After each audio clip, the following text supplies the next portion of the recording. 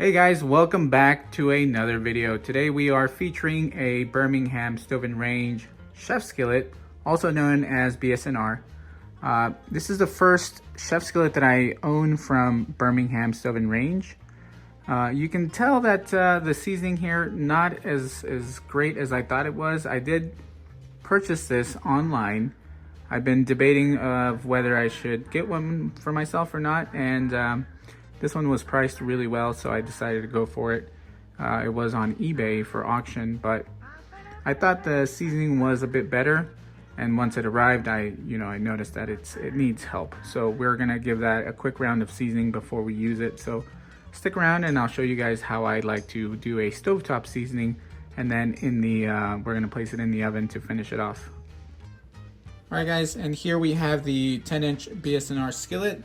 Over here we have a Wagnerware chef skillet, and at the far end we have a standard BSNR skillet, but I want to show you guys the differences here in a minute. I will show you guys the underside of this skillet.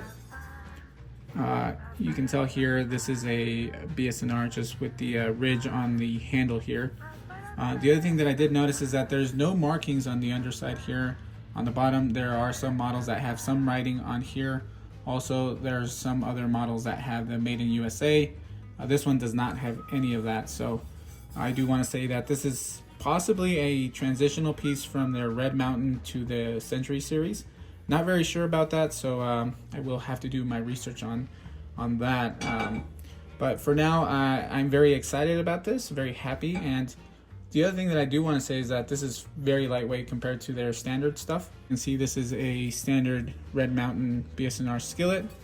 And the difference here is that the sidewalls, as you can tell here where my finger's at, it's more of a 90-degree compared to the chef skillet, which is more sloped. So not necessarily a 90-degree angle there.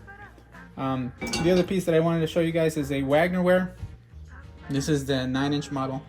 And not marked or anything like that, just some lettering down here. But these skillets are awesome. I love these. This one, I like the milling on this, but it does need work. I'll be honest, I haven't used it very often.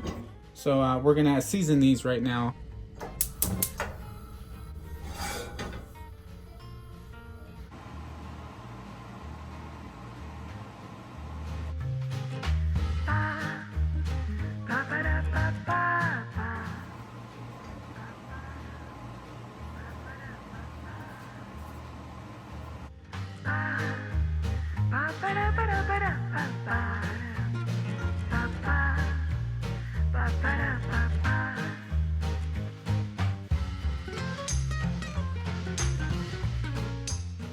Now we are going to wipe it down with a dry cloth, and you can use one of these shop towels or you could use a cotton rag.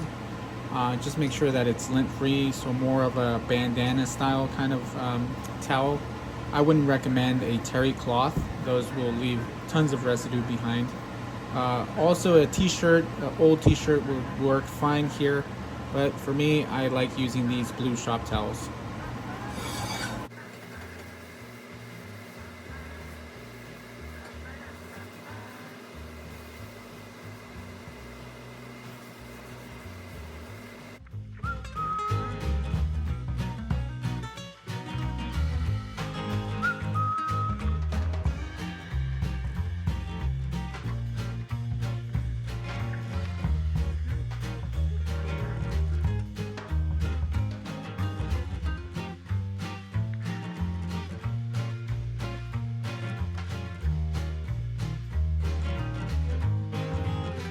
I did give the Wagnerware, a round of seasoning, and this is the towel afterwards. This is the cloth that I was using to spread out the wax or the paste, and this is the cleaning cloth, the drying, so wiping it off. As you can tell, very clean, doesn't look dirty at all compared to the Birmingham Stove and Range. And you can tell here, big difference. That one does not have good seasoning at all, and that's one way to tell that you need touch-up seasoning. If that happens when you wipe down your skillet, that just means that you need to give it a good round of seasoning. So that's just a quick tip that I wanted to throw out there. Now the other thing is that you want to heat these up to the point that you see whispers of smoke. Once you see that happen, then you can shut off the gas or turn off your electric range.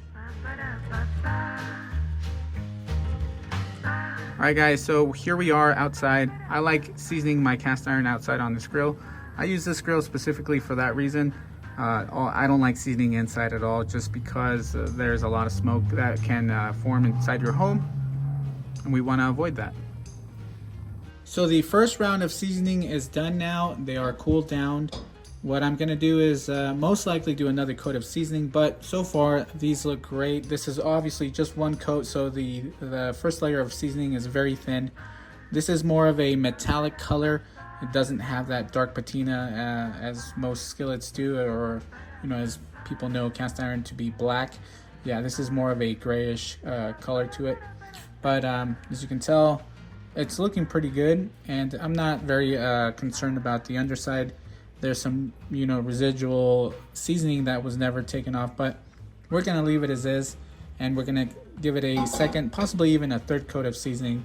But they turned out great. Very happy with everything. This is the Wagnerware chef skillet that I mentioned earlier as well. Now, if you guys have any questions, please let me know. Also, I know most of you guys are well versed in BSNR history, so if you guys have some information on these chef skillets, please let me know in the comments as well.